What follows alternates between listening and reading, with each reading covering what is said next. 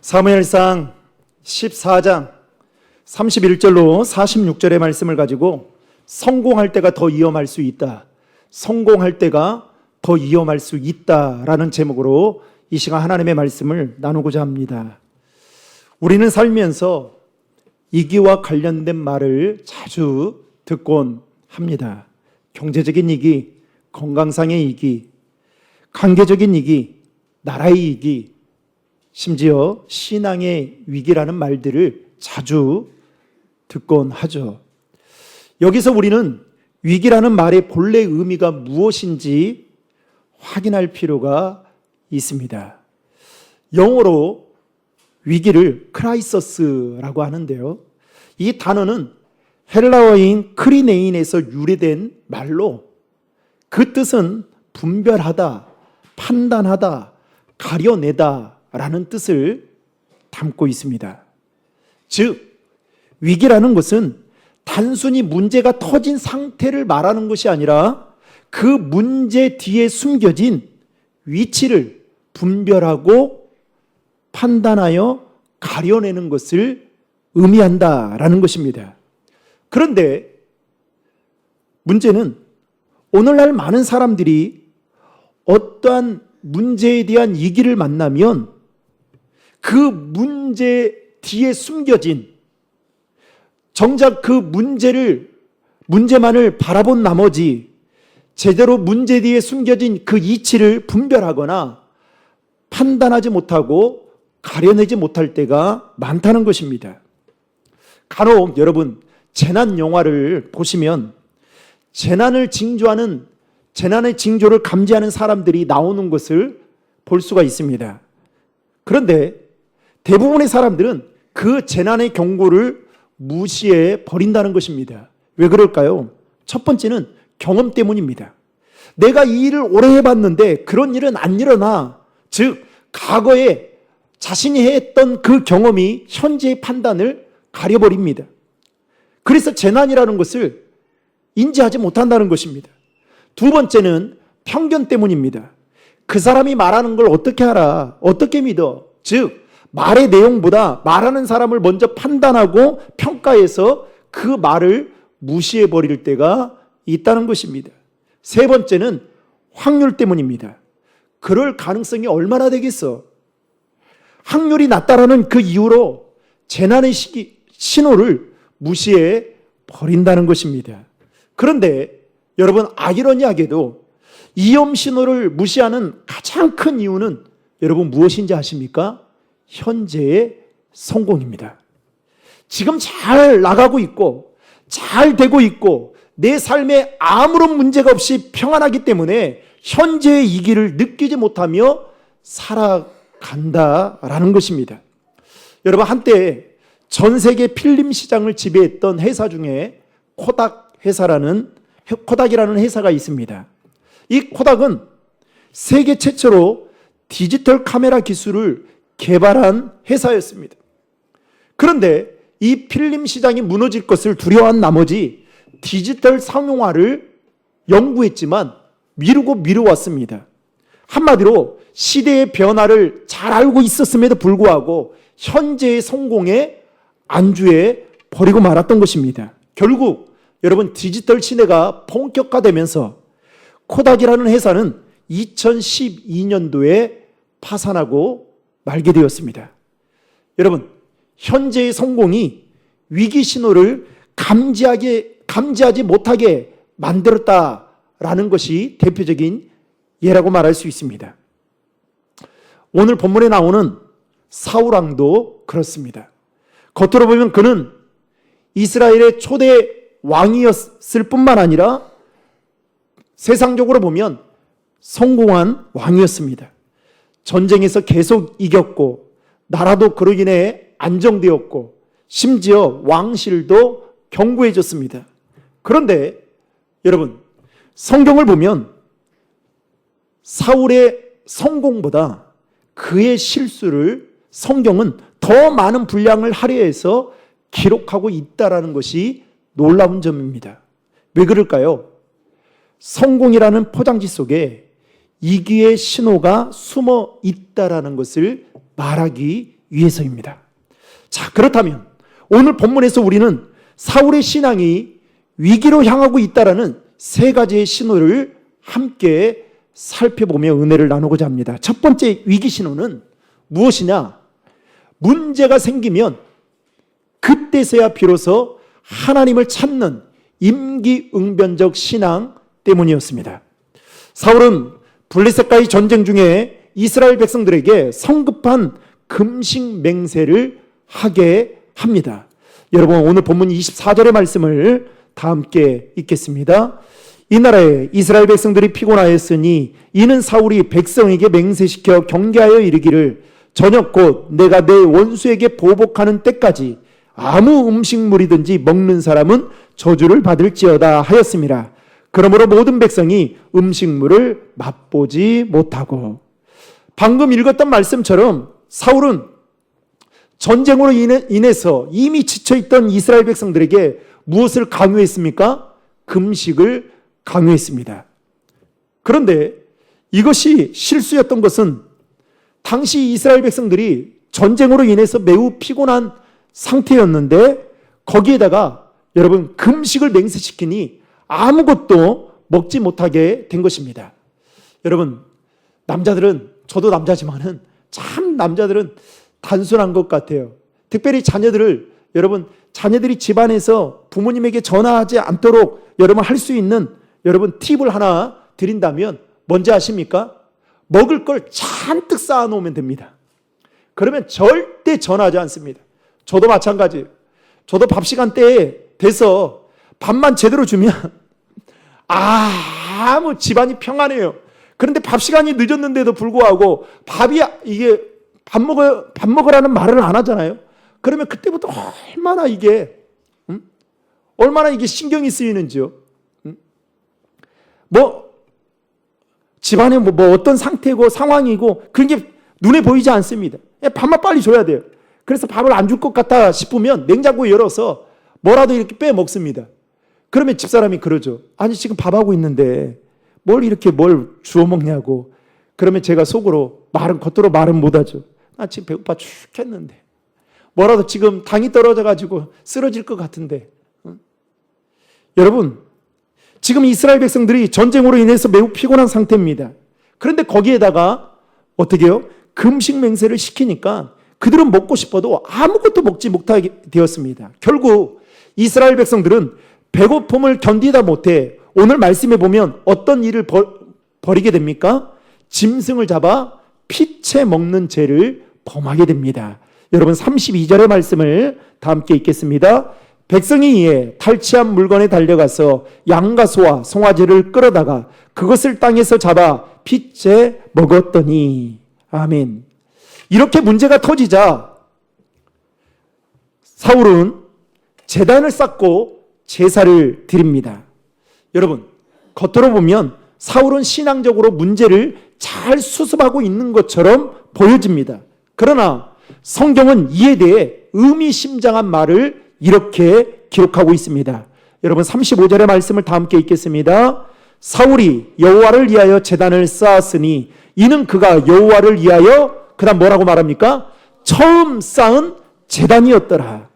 여러분, 지금 사울은 왕이 된 후에 하나님의 도우심을 받아 수많은 승리를 경험했던 자였습니다. 그런데 그가 자발적으로 그 하나님의 은혜에 감사해서 또는 주님을 만나고자 하는 갈급한 마음 때문에 제단을 쌓았다라고 성경은 단 한 군데도 기록하고 있지 않습니다. 이처럼 사울에게 있어서 제단을 쌓은 일은 문제 해결의 수단이자 목적이었습니다. 더욱이 사울은 평소에 하나님을 찾지 않다가 문제가 생기게 되면 이기의 상황이 발생하게 되면 하나님을 찾았다는 것이 그의 신앙의 첫 번째 위기 신호였던 것입니다. 여러분, 사울의 모습과 우리의 모습은 별반 다르지 않는 것 같습니다. 우리도 평소에 하나님을 찾지 않을 때가 얼마나 많습니까? 내 직장에 문제가 없고 내 가정에 아무런 문제가 없고 지금 하고 있는 일이 잘 되고 있고 계획하는 일들이 술술 풀릴 정도로 내 삶에 문제가 없을 때 우리는 하나님을 잊곤 합니다. 그러다가 위기의 상황이 닥치게 되면, 위기의 문제를 만나게 되면 그때서야 비로소 사울처럼 하나님을 찾거나, 아니면 평소에는 무관심하고 소홀히 했던 하나님과의 관계 맺는 일, 말씀과 기도하는 일을 멀리 하다가 어려운 일이 생기게 되면 그때서야 기도하고, 그때서야 말씀 읽고, 그때서야 예배의 자리에 나오는 건 역시 어쩌면 우리의 신앙의 위기라는 신호, 위기의 신호라는 것을 우리는 아셔야 된다라는 것입니다. 두 번째 위기 신호는 하나님보다 상황을 따르는 편의주의적 신앙 때문이었습니다. 사울은 금식 맹세에 이어 또 하나의 맹세를 하게 하는데, 그것이 무엇이었냐? 죄 지은 자는 죽이겠다라는 사형 맹세를 합니다. 당시 이스라엘 백성들은 블레셋 군대를 찬당까지 완벽하게 다 정복하지 못했습니다.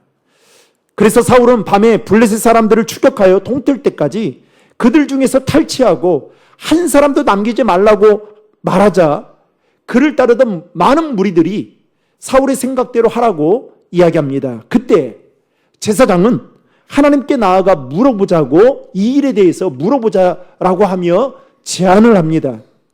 여러분 36절의 말씀 다 함께 읽겠습니다.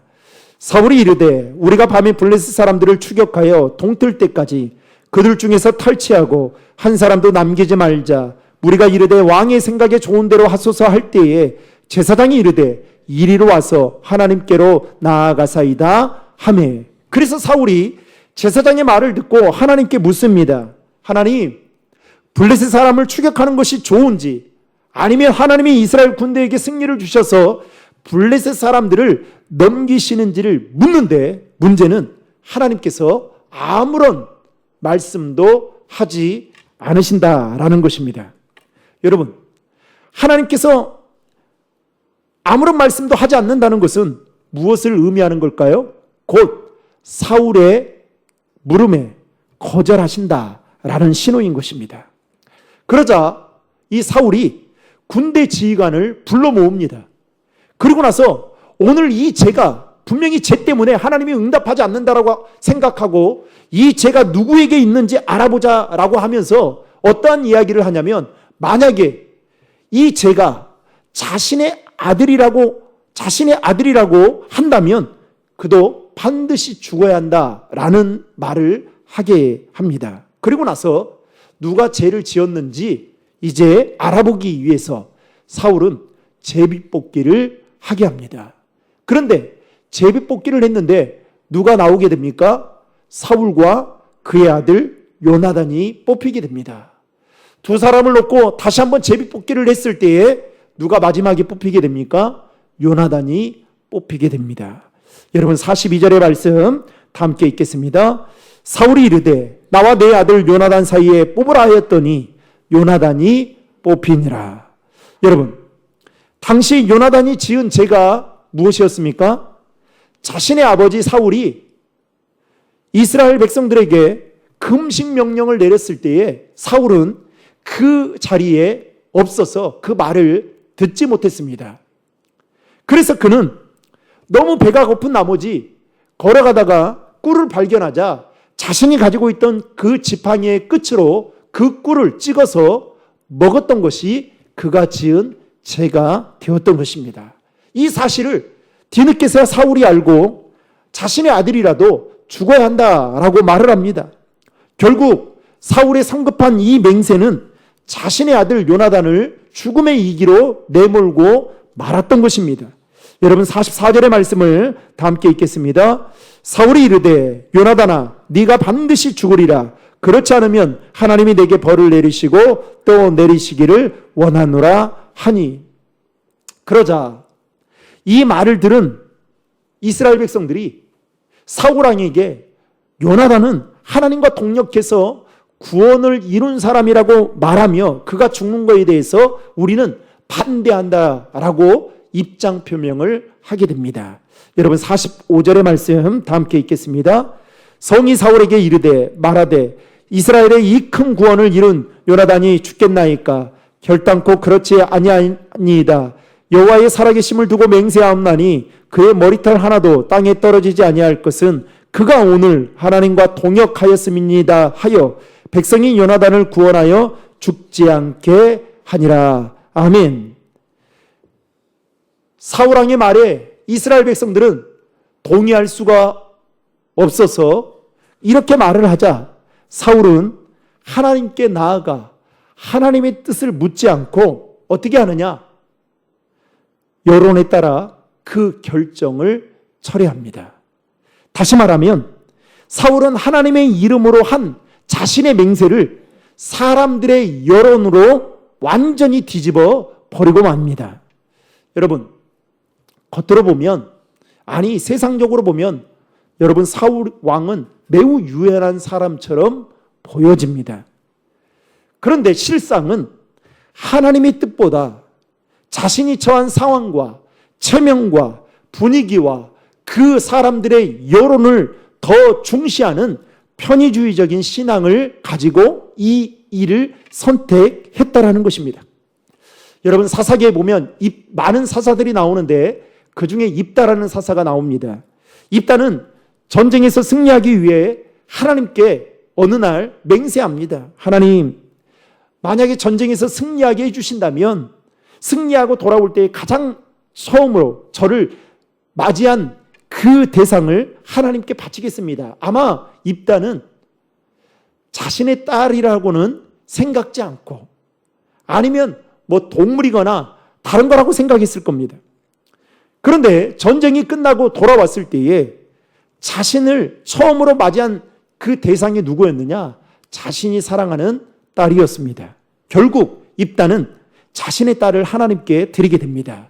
왜냐하면 자신이 한 맹세가 누구에게 한 거예요? 하나님 앞에 한 것이기 때문에 그렇게 드렸던 것입니다. 여러분, 만약에 오늘 본문에 나오는 사울이 한 이 맹세가 하나님 앞에서 한 맹세라고 생각한다면 이 일은 하나님의 허락을 받지 않고서는 자신이 쉽게 결정할 문제가 아닌 것입니다. 물론 백성들이 한 말이 맞고 그리고 정상 참작을 하는 것도 맞겠지만 사람들이 그렇다고 해서 그렇게 결정해서는 안 되는 일을 사울은 지금 어떻게 해요? 하나님보다 상황이나 여론을 더 따르는 편의주의적인 신앙을 가지고 그 일을 선택했다라는 것이 그가 가지고 있는 신앙의 두 번째 위기 신호였습니다. 사랑하는 성도 여러분, 혹시 우리도 사울 왕처럼 어떠한 것을 선택하는 데 있어서 하나님의 말씀이 기준이 되어 그것을 선택하기보다 내가 처한 상황이나 아니면 분위기에 따라 편의주의적인 선택을 하며 살아가고 있는 건 아닌지 여러분 돌아보시길 바랍니다. 어쩌면 그렇게 하는 것이 우리의 신앙의 위기의 신호임을 우리는 잊어서는 안 된다라는 것입니다. 마지막 세 번째로 위기의 신호는 하나님보다 자신의 힘을 모으는 자기 강화적 신앙 때문이었습니다. 오늘 본문 마지막 절인 52절은 이렇게 말씀하고 있습니다. 같이 읽겠습니다. 사울이 사는 날 동안에 블레셋 사람과 큰 싸움이 있었으므로 사울이 힘센 사람이나 용감한 사람을 보면 어떻게 했다고요? 그들을 불러 모았더라. 여러분, 지금이나 그때나 그때 당시나 왕이 힘센 사람이나 용감한 사람을 모으는 일은 절대로 잘못된 일이 아닙니다. 겉으로 보면 이것 또한 전략일 수 있어 보입니다. 사울은 자신이 보기에 힘세고 용감한 사람이라면 물불을 가리지 않고 불러 모을 정도로 여러분 요즘에 수집가들 많잖아요. 용사 컬렉터였습니다. 특히 사울이 큰 싸움이 있을 때 여러분 이런 사람들을 불러 모았다는 것은 무엇을 의미할까요? 사울은 전쟁에서의 큰 싸움에서 승리하는 그 근거를 누구에서 찾는 거냐? 하나님에서 찾는 것이 아니라 사람의 힘에서 찾고 있었다는 것입니다. 그래서 그는 물불을 가리지 않고 힘이 세고 용감한 사람들을 보면 곧장 그들을 불러 모았던 것입니다. 구약의 역사를 보면 이스라엘의 진짜 힘은 여러분 어디서 나왔느냐? 야훼의 신앙에서 나왔습니다. 즉 하나님이 전쟁의 주인이시고 전쟁은 여호와께 속한 것이며 그분이 우리의 구원자 되신다라는 것이 이스라엘의 힘이자 승리의 근거였습니다. 여러분 스포츠팀에서 오늘 그 손흥민 선수하고 메시 선수 팀이 오늘 축구 경기 하거든요. 11시인가 하는 것 같아요. 그런데 여러분 이 스포츠팀에서 아무리 좋은 선수를 많이 영입해도 여러분 팀 정신이 없으면 절대로 우승할 수가 없습니다. 다시 말해서 팀으로 하는 경기는 여러분 어떤 특정한 한 사람이 잘한다고 해서 승리하는 것이 아니라 팀 정신이 탁월한 선수가 있다고 해서 우승하는 것이 아니라 팀 정신으로 하나가 되어야 여러분 승리할 수 있고 우승할 수 있는 것입니다. 여러분 전쟁도 마찬가지입니다. 힘이 세고 용감한 사람이 많다고 해서 항상 전쟁에서 승리하게 되는 걸까요? 그렇지 않죠. 한 팀이라는 정신이 있어야 승리할 수 있듯이 이스라엘이 전쟁에서 승리할 수 있는 것은 여러분 무엇입니까? 야훼 신앙입니다. 즉 전쟁은 여호와께 속한 것이고 그분이 전쟁의 주인 되심을 믿는 믿음이 있을 때 전쟁에서 승리할 수가 있다라는 것입니다. 따라서 사울이 자신의 자원을 강화하기 위해 힘이 세고 용감한 사람을 불러 모았다는 것은 그의 신앙이 이기의 상태라는 것을 여러분 신호로 보여주고 있다라는 것을 증명하고 있는 것입니다. 이제 말씀을 맺겠습니다. 사랑하는 신들은 중앙의 성도 여러분, 지금 우리의 삶이 겉으로는 괜찮아 보일 수 있습니다. 직장도 나름 괜찮고요. 가정에서도 크게 문제가 될 만한 일들이 없을 정도로 평안하고 신앙생활도 이 정도쯤이면 그리고 내 노후의 삶도 이 정도쯤이면 안전하다라고 생각하고 이렇게 생각하고 살아가시는 분들도 더러 있을 수 있습니다. 그러나 주님께서 오늘 우리에게 여러분 이렇게 말씀하십니다. 성공의 포장지 속에 평안의 포장지 속에 감추어져 있는 위기의 신호를 들어야 한다. 어쩌면 지금 그것이 바로 분별할 수 있는 시간이 될지도 모른다. 위기의 신호를 무시해서는 안 된다. 어쩌면 우리에게 이렇게 말씀하실지도 모릅니다. 위기는 문제가 터졌을 때의 그 상태를 말하는 것이 아니라 그 위기에 문제가 닥쳤을 때에 그 위기를 통해 하나님의 뜻을 분별하고 그리고 하나님의 뜻을 가려내서 하나님 앞에 나아가는 것, 그게 바로 위기를 극복해낼 수 있는 여러분 큰 힘이 된다라는 것입니다. 그래서 우리는 하나님 앞에 이렇게 기도해야 됩니다. 하나님, 평소에 우리가 주님을 찾지 않고 내 삶에 문제가 생길 때에만 주님을 찾고 살았다면 용서해 주십시오. 이제는 평안할 때에도, 이제는 내 삶이 잘 나갈 때에도, 내가 내 삶의 자리가 성공의 궤도에 올라왔을 때라도 주님을 찾고 찾는 자가 되게 해주십시오. 그리고 주님의 말씀을 내 삶의 기준 삼아 선택하고 순종하는 삶을 살게 하시고 어떠한 시대의 흐름이나 분위기에 따라 젖어들어 그렇게 휩쓸려가는 선택과 집중하는 삶을 살지 않게 해주십시오. 더 나아가서 주님보다 내 힘이나 내 능력을 의지하는 것이 아니라 세상의 것을 더 의지하는 것이 아니라 사울왕이 힘세고 용감한 사람들은 보면 컬렉터처럼 수집가처럼 모았던 그런 삶이 아니라 이제는 하나님만 의지하며 살아가는 자가 되게 해주십시오. 그러한 기도를 우리가 드려야 될 줄로 믿습니다. 사랑하는 성도 여러분, 위기는 무너지라는 신호가 아닙니다. 위기는 우리의 삶을, 우리의 신앙을 돌아보고 분별하라는 하나님이 저와 여러분들에게 보내주시는 여러분 신호입니다. 오늘 본문에 나오는 사울처럼 하나님을 내 삶의 수단이나 목적처럼 생각하고 임기응변적으로나 편의주의적 신앙생활을 하고 있는 건 아닌지, 나의 성공을 위해서 세상의 것을 더 많이 가지면 된다라는 자기 광화적인 신앙생활을 하고 있는 건 아닌지 돌아보며 그런 마음들이 있다면 내 신앙의 위기 신호임을 여러분 명심하시길 바랍니다. 바라기는 우리 신드롬교황의 모든 성도들이 인생을 살아가면서 하나님이 주시는 위기의 신호를 여러분 영적으로 잘 감지해서 믿음으로 반응하여 주님이 주시는 그 진정한 승리를 맛보며 살아갈 수 있기를 예수님의 이름으로 축원합니다.